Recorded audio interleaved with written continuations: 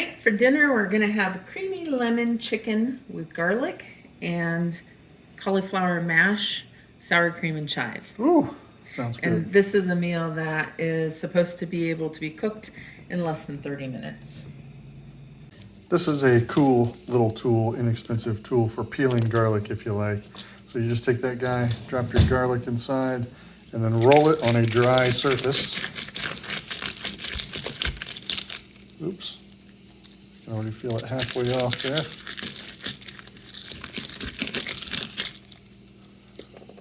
Comes out peeled. Nice. Okay, we've got the water boiling or getting to a boil for the cauliflower mash. And on this we have a tablespoon of oil in a cast iron skillet. We have it nice and hot to where the oil is shimmering. And that's going to ensure that when we put the chicken in there that it's going to sear nicely. What's on the chicken? Just some salt, pepper, and a little bit of paprika. Okay. So now we're just going to put that in there. You don't want to overcrowd the pan. This will hold all of our chicken. This is a pound of chicken.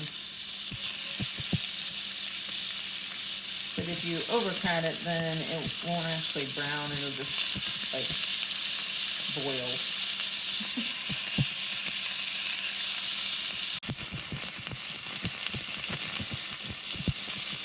This is one whole head of cauliflower. I'm going to try not to splash myself. Or spill cauliflower everywhere.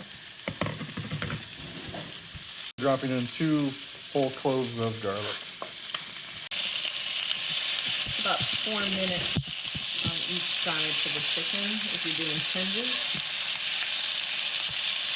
So while that chicken is cooking, I'm going to go ahead and just get the rest of the stuff ready that we're going to add in. We need a tablespoon of lemon juice, and if you don't have one of these little tools, they're pretty cool. Just as an easy way to squeeze the lemon juice without having to worry about all the seeds going in, and it tells you how much you've got. So you can see I have a tablespoon right there. So I'm just going to check and see. I don't think the chicken is done yet, but if you're one of those people like me that's always worried that you're going to undercook the chicken, because I have done that many times before, I just like to use the meat thermometer. We're not there yet.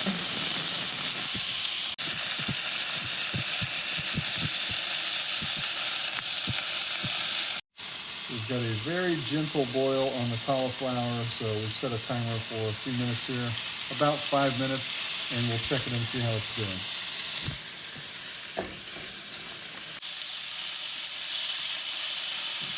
This is our latest wannabe chef that comes to the kitchen and just meows. She has a terrible meow. She's not as angry as she sounds. And our normal beggar is right here. Megs, Miko. Jinx, hide behind the trash can. Okay, I just pulled the chicken out. It's done, it's sitting over there, and I'm getting ready to add in a cup of chicken. We use bone broth. Low sodium. Right, and it has more protein. So we're gonna add that. 1 full cup. 1 full cup, and just use that to deglaze the pan, which basically means that you're getting all that good bits at the bottom that make it taste good. Is that what that is? Deglaze the pan. Yeah. I'll be darned. We're also going to add the tablespoon of lemon juice and the 3 cloves of minced garlic. And then we're just going to let that chicken broth reduce a little bit.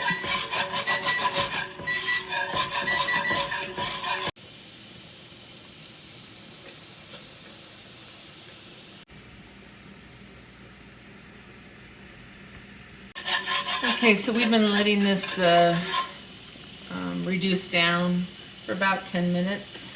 That's what's going to help it make it into like a sauce, since you can't really have gravy on keto, but if you let that reduce down, it'll be more like a gravy. I'm going to add 2 tablespoons of butter. Irish butter. Irish butter. And also this is 1/4 of a cup of heavy cream. Add that. And this right here is what's going to be our sauce.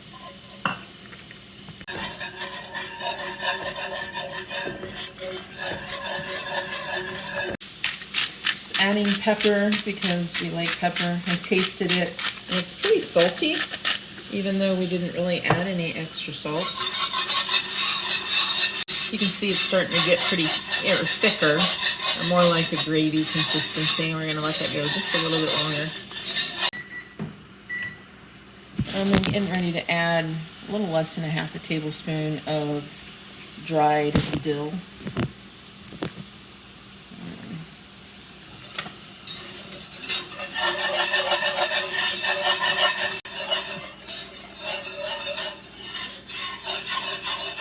All right, we've just turned this down to low. I'm not going to put the chicken in yet because it's pretty much done. It just needs to be reheated, and I don't want it to overcook. So we're going to just leave this on low and let this simmer. This is finished. It's been cooking for probably 12 or 13 minutes. 12 minutes or so. So it's nice and tender. So we're going to turn that off and we're going to strain it. And then once we strain it, we're going to put it on a plate and we're going to pat it dry so we get as much moisture out of it as possible. Cool.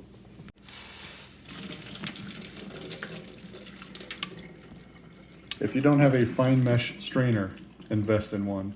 Couple bucks, totally worth it. All the smallest pieces that would go through a colander won't go through that.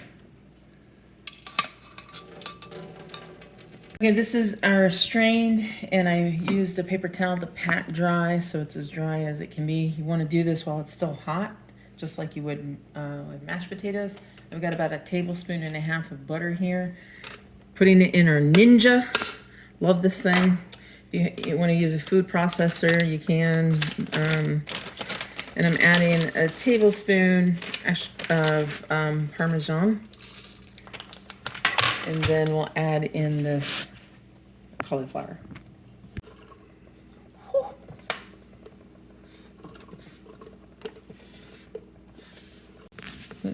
Just to point out, we are including the cloves of garlic that we added in. They're nice and soft now, and they won't have quite as pungent of a garlic taste as a result of them being boiled with the mash.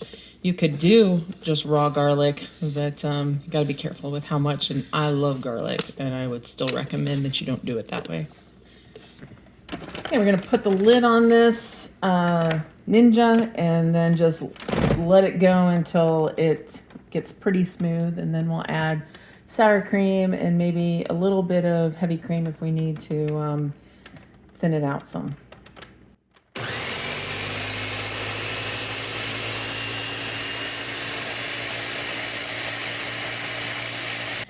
Okay, we're almost done with this meal, so I'm gonna put this chicken back in here and let it warm back up and get back up to temperature. And I'm gonna add all these good juices to it. Right. And then just turn this up a little bit to maybe like 3.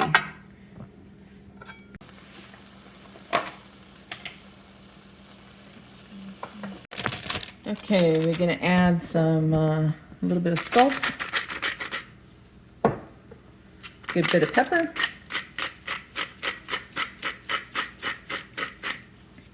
quarter of a cup of sour cream because we're making sour cream and chive cauliflower mash,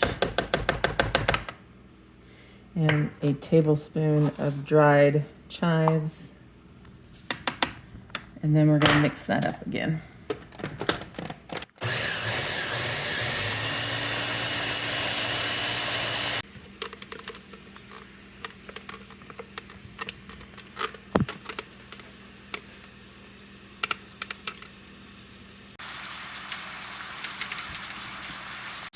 Okay, this is our sour cream and chive cauliflower mash. You can see, I shouldn't use my fingers. It has a pretty good consistency. It's gonna be a little thinner than mashed potatoes.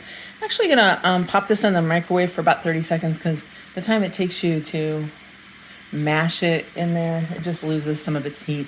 Right. Okay, that is your finished product. Ooh, looks good. Nice job, honey. So this is our finished product, and we have tasted the mashed potatoes. It's the first time we've made them this way, and I think we're both impressed with how it turned out. It's You call them mashed potatoes.